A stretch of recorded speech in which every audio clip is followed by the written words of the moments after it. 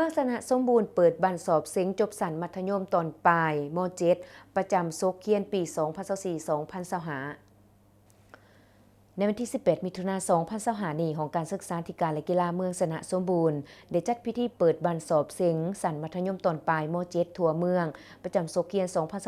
2024-2025ขึ้นอยู่ที่สโมสรและศูนย์สอบเซ็งโรงเรียนมัธยมศึกษาสมบูรณ์สนะสมบูรณ์โดยการให้เกียรติเข้าร่วมเป็นประธานของฐานบุญเพ็งศิริสวัสดิ์ห้องเจ้าเมืองสนะสมบูรณ์ผู้สินำเวียกการคงเขตวัฒนธรรมสังคมและการปกครองเมืองฐานสีทองสีอัมพรหัวหน้าของการศึกษาธิการและกีฬาเมืองมีต่างหน้าแผนกศึกษาธิการและกีฬาแขวงคณะอำนวยการคณะกรรมการควบคุมห้องสอบเซ็ง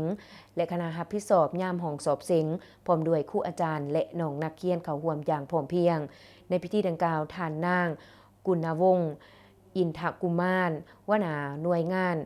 ศึกษาก่อนวัยเรียนสามัญศึกษาและวิทยาศาสตร์ของการศึกษาธิการและกีฬาเมืองได้ผ่านขอตกลงของแผนกศึกษาธิการและกีฬาแขวงจำปาสักฉบับเลขที่ 1004 ทับสกข.จส.ลงที่5 มิถุนายน 2025มาโดยการแต่งตั้งคณะประธานกรรมการรับผิดชอบการสอบเสียงม .7 พร้อมทั้งผ่านกฎระเบียบของกรรมการยามห้องสอบเสียงและกฎระเบียบนักสอบก็ได้ขึ้นรายงานการกะเกียมบันสอบเสียงจบสันม .7 สำหรับบันสอบเสียงจบสันมัธยมตอนปลายม .7 ทั่วเมืองประจำโซกเฮียนปี 2024-2025 นี้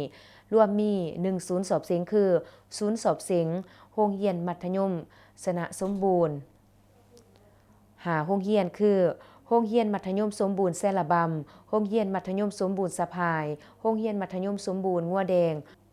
โรงเรียนมัธยมสมบูรณ์โซโลน้อยในทั่วเมืองมีนักสอบเสียงตัวจริงทั้งหมด220คนยิง93คนมีคณะครูรับผิดชอบทั้งหมด22คนยิง18คนประกอบมีวิชาสอบเสียงคือวิชาภาษาลาววรรณคดีกลุ่มวิชาวิทยาศาสตร์สังคม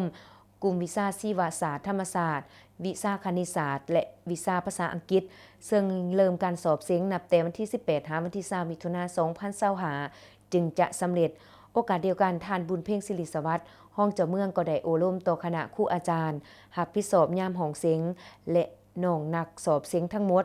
เรียกห้องให้นักเรียนจงเอาใจใส่ปฏิบัติโมงเวลาเอาใจใส่ต่อกฎระเบียบการสอบเสียงคนขัวบทเรียนคณะกรรมการต่อการสอบเสียงได้ปฏิบัติกฎระเบียบอย่างเข้มงวดและมีความยุติธรรม